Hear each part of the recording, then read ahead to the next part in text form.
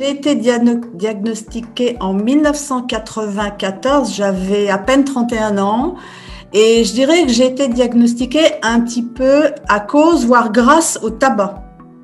Parce que j'étais suivie par mon médecin généraliste, y compris mon suivi gynécologique, et il m'a dit à un moment donné, moi je ne veux plus continuer à vous donner la pilule puisque vous fumez, donc je vous oriente vers une consoeur gynécologue.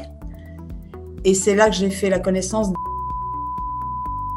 qui, lors d'une consultation, tout simplement, a palpé une masse sur mon sein droit, m'a envoyé vers un de ses confrères radiologues pour faire des examens complémentaires, une mammographie, une échographie, une cytoponction. La cytoponction a donné le verdict, c'était cancéreux. Voilà le premier diagnostic et malheureusement, j'ai eu un second cancer 15 ans après.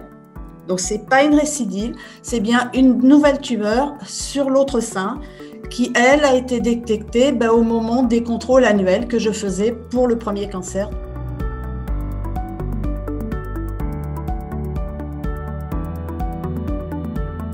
La peur, bien évidemment, j'ai ramassé une grande claque dans la figure, je dirais. J'avais 31 ans, j'étais mariée, j'avais une petite fille de 8 ans. Qui n'était pas élevée, bien évidemment. Donc, c'est vrai que j'ai surtout pensé à ma famille avant de penser à moi. Je me suis inquiétée pour eux en me disant, si je m'en sors pas, qu'est-ce qu'ils vont devenir? Voilà, ça a vraiment été la peur. La peur aussi des traitements. J'avais jamais été malade, je ne savais pas ce que c'était qu'une opération chirurgicale. Donc, la peur de l'opération, de la douleur. Est-ce que l'opération me permettrait de garder toute ma féminité ou pas? Quel serait le regard de mon mari, le regard de ma fille?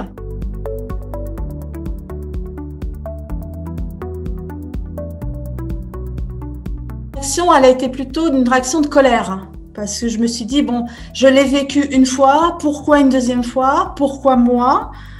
Plus de la colère, après pas de peur parce que je savais ce qui m'attendait.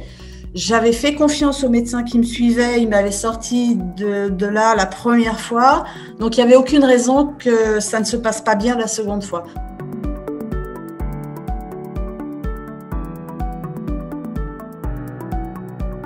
De se faire suivre régulièrement par un gynécologue, je pense que c'est la première porte d'entrée, quel que soit l'âge, d'y aller régulièrement, sans pour autant penser à la maladie, parce que voilà, c'est vrai que moi maintenant, dès que je vais faire un examen, j'ai cette appréhension, mais quand on est plus jeune, on n'y pense pas, mais il faut ce suivi régulier, il ne faut pas hésiter quand on a des doutes à consulter un médecin, à lui poser des questions.